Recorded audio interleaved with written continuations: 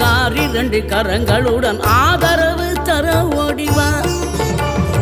6 படை வீடும் அருள் வழங்கும் முருகா அருகே அணிவோடோடிவா.